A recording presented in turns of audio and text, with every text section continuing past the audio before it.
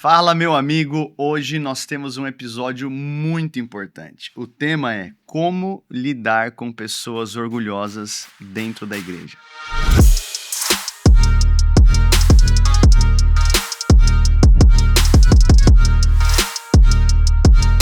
Eu sei que esse assunto não é para você, é para o teu amigo ou para o amigo do teu amigo. Isso fica bem longe da gente. Brincadeiras à parte, abra comigo em 2 Reis, capítulo 5, uma história maravilhosa de como Deus operou um milagre na vida de um general e o processo desse general até chegar no lugar de cura. Capítulo 5 de 2 Reis, verso 1. O rei da Síria tinha um grande respeito por Naamã, o comandante do seu exército, ou general do seu exército, pois por meio dele o Senhor tinha dado grandes vitórias à Síria. Mas, embora Naamã fosse um guerreiro valente, ele sofria de lepra. Perceba o seguinte, o versículo 1 ele começa exaltando. Naamã ele havia experimentado vitórias. Naamã ele havia experimentado favor e avanço. Naamã desfrutava de sucesso público. Mas o final do versículo diz que Naamã sofria de lepra. O verso 1 ele conclui expondo uma fraqueza, uma vulnerabilidade. Quando eu falo de Naamã, eu posso fazer uma associação a pessoas que desfrutam de sucesso público, mas lutam com fracassos no privado. E o fracasso de Naamã vai além da doença. Não é sobre a lepra física, é sobre um problema do coração. Nós vemos que ao longo dessa história, esse homem que era forte no campo de batalha, mas frágil no secreto, que era respeitado fora, mas estava se deteriorando por dentro, ele passa por um processo onde ele começa a aprender através da humildade. O primeiro ponto de humildade na vida de Naamã é quando ele tem que ouvir uma voz que provavelmente ele ignoraria. O verso 2 vai dizer que naquela época saqueadores sírios tinham invadido o território de Israel e entre os cativos havia uma menina que se tornou escrava ou serva de sua esposa. E certo dia a menina disse à sua senhora: como seria bom se o meu senhor fosse ver o profeta em Samaria, ele o curaria da lepra. E Naamã contou ao rei o que a menina israelita tinha dito. Então o rei da Síria lhe respondeu: vá visitar o profeta, e eu lhe darei uma carta de apresentação ao rei de Israel. Naamã partiu e levou 350 quilos de prata, 72 quilos de ouro, 10 roupas de festa. E a carta para o rei de Israel dizia: com essa carta apresento o meu servo Naamã. Quero que o rei o cure de lepra. Então nós vemos que o primeiro processo de quebrantamento na vida desse homem foi ouvir uma voz que não era de uma líder, não era de uma pessoa influente, não era de alguém que desfrutava de uma plataforma, não era de um apóstolo, de um profeta, de um pastor, era de uma menina serva. Não está pronto para desfrutar de grandes romperes aqueles que ignoram vozes menores. Aqueles que ignoram vozes humildes.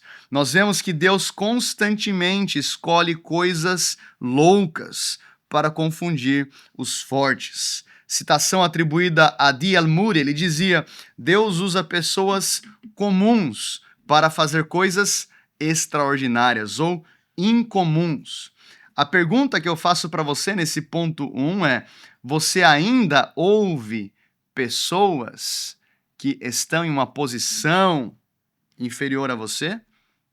Ou você só respeita outros que desfrutam de mais autoridade, de mais influência? Não, eu abaixo a cabeça para fulano porque ele é líder, mas o outro lá que chegou agora eu não quero nem ouvir. O seu coração está ensinável. O primeiro ponto é que Naamã, ele teve que ter um coração ensinável em meio à sua dor, para poder caminhar em direção ao romper. Então vamos agora para o versículo 7. Quando o rei de Israel leu a carta, rasgou as roupas e disse: Acaso sou Deus capaz de dar ou tirar a vida? Por que esse homem me pede que eu cure um leproso? Como vocês podem ver, ele procura um pretexto para nos atacar. E quando Eliseu, homem de Deus, soube que o rei de Israel havia rasgado as roupas, mandou essa mensagem: Por que o rei ficou tão aflito? Envie Naamã a mim, e ele saberá que há um profeta verdadeiro em Israel. Você vê que Eliseu ele chama a responsabilidade. Ele fala: rei, não precisa se preocupar, envie Naamã para mim. Ele vai ver que ainda tem profeta em Israel. E então, quando Naamã chega na casa do profeta, verso 10 diz: ele mandou um mensageiro dizer a Naamã: vai, lave-se 7 vezes no Rio Jordão, e a sua pele será restaurada, e você ficará curado da lepra. E Naamã ficou indignado e disse: eu imaginaria que ele sairia para me receber. Esperava que movesse as suas mãos sobre a lepra, invocasse o nome do Senhor, o seu Deus, e me curasse. Não são os rios de Abana e Farfar, em Damasco, melhores do que o rio de Israel? Será que eu não poderia me lavar em um deles e ser curado? Naamã deu meia volta e partiu furioso. Então nós vemos aqui no ponto 2, se você puder anotar, anote isso. Ofensa atrasa promoção. Ofensa atrasa promoção. E Deus usa essa interação do mensageiro de Eliseu com Naamã para expor a dureza do coração desse homem. Porque aqui Naamã ele fica ofendido. Onde já se viu, Eliseu nem saiu para me receber. Então, existem pessoas dentro da igreja que acham que outros os devem. Não, eu mereço isso, eu mereço aquilo.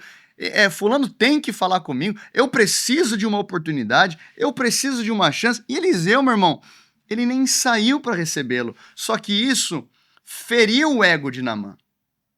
Ele esperava o quê? Protocolo. Ele esperava o quê? Honra pública. Ele esperava um tratamento VIP. Eu não sei se você conhece pessoas na igreja que esperam um tratamento diferenciado. Era o que Naamã esperava. Só que ele recebe uma instrução simples. E a instrução era: mergulhe. Eu gosto da versão que diz: desça ao Jordão 7 vezes. Meu irmão, aquilo fez Naamã ficar furioso, quase que ele fica endemoniado por uma instrução tão simples. Escreva isso. Pessoas ofendidas transformam instruções em insultos. Pessoas ofendidas transformam instruções em insultos. Aquilo que era para ser a cura havia virado um insulto. Onde já se viu? Agora, meu irmão, eu não quero que você procure Naamã lá fora. Eu quero que você procure Naamã dentro de você. Quais são os insultos? Quais são as ofensas que eu tenho alimentado?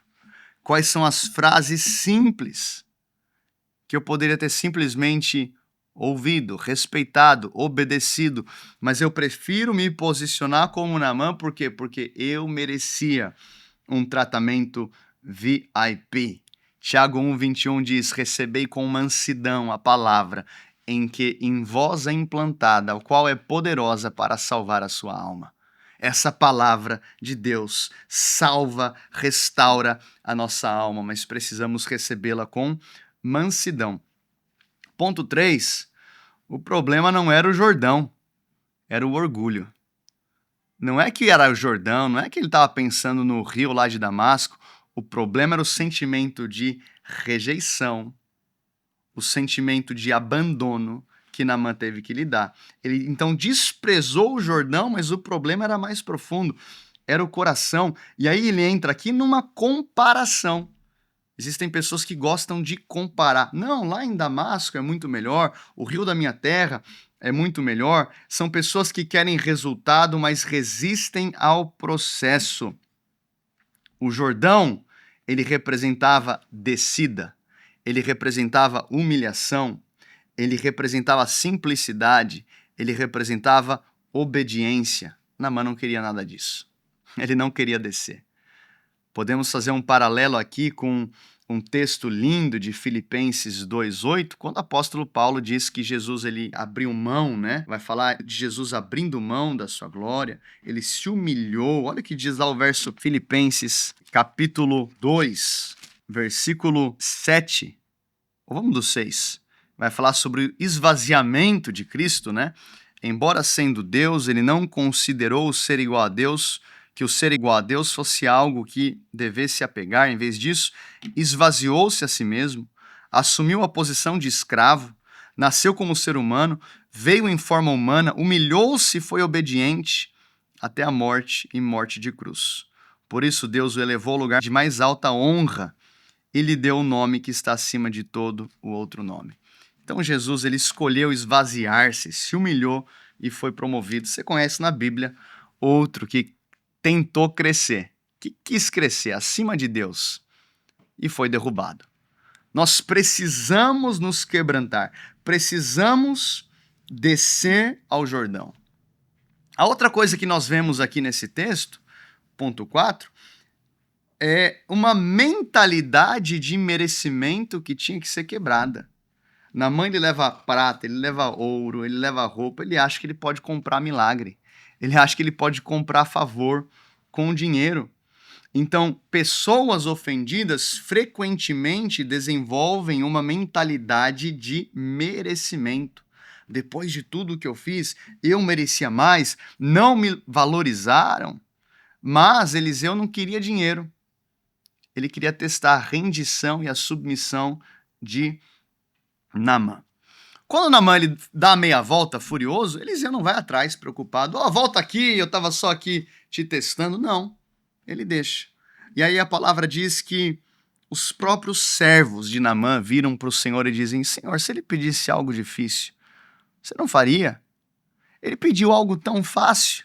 E aí então, Naamã, no verso 14, assim, Naamã desceu ao Jordão e mergulhou 7 vezes, conforme a instrução do profeta ou do homem de Deus. A sua pele ficou saudável como de uma criança e ele foi curado. Ponto 5, ele ouviu os servos. Ouça as pessoas que estão à sua volta. Tenha pessoas que te aconselham. Tenha pessoas que falam na sua vida. Pessoas que são orgulhosas não querem ouvir ninguém. Ninguém. Só que Naamã, naquele momento, ele não tem opção. Enquanto o orgulho dele está gritando, ele está olhando para a pele dele pensando, quem sabe hoje não é o momento do meu milagre. Então, ponto 6, a virada está na descida. Ele desceu. Ele, enfim, se quebrantou. Ele se submeteu, ele se rendeu, ele se quebrantou, ele se humilhou, ele abriu mão da sua imagem, não por uma vez, 7 mergulhos. Teve que ser, então, perseverante, obediência completa, e no 7º mergulho a pele dele fica como de uma criança. A palavra nos ensina que Deus ele resiste ao soberbo, mas ele concede graça ao humilde. Quando eu olho para a vida de Naamã, eu entendo que pior do que a lepra física era a lepra espiritual. Era o orgulho que ele nutria em seu coração e escondia através de uma vida de sucesso público. Que hoje, mais do que procurar Naamã lá fora, a gente possa olhar para dentro e falar, Deus, existe ainda uma mentalidade de merecimento, uma necessidade por títulos, um coração que não ouve conselhos, que não ouve correção, um coração que não se dobra, que possamos hoje descer ao Jordão. Cuidado, meu irmão, com a armadura que esconde doença interior. Cuidado com o orgulho que despreza vozes pequenas. Cuidado com a ofensa que bloqueia a promoção. Cuidado com a expectativa de um tratamento especial. Cuidado com a mentalidade de merecimento. Cuidado com essa resistência, essa dureza de obedecer processos que são simples. Cuidado com a obediência parcial. Eu sei que o quebrantamento produz cura e produz honra. Eu quero orar por você. Não pense no Naamã lá fora, olhe para dentro. E depois sim você pode enviar esse link para outras tantas pessoas que precisam enviar para os seus outros amigos. Deus, eu quero te agradecer pelos meus amigos que estão me escutando nesse momento, em cada casa, em cada carro, em cada reunião. E eu oro, Deus, para que o Senhor venha produzir em nós um quebrantamento profundo. Que sejamos simples, obedientes, humildes e que possamos escolher a rota de Filipenses 2. Ter o mesmo sentimento que houve em Cristo Jesus. Pedimos agora, Pai, cura aqueles que precisam, restaura aqueles que precisam, aqueles que não conseguem liberar perdão, aqueles que não conseguem se submeter a processos de cura interior. Nós oramos agora por restauração de relacionamentos também. E assim como Naamã foi curado, a sua pele ficou como de criança, que o Senhor possa trazer restauração em todas as áreas de nossas vidas. Em nome de Jesus. Amém. Meu querido, que Deus te abençoe. Manda esse vídeo para alguns amigos e eu te vejo no próximo episódio. Um grande abraço.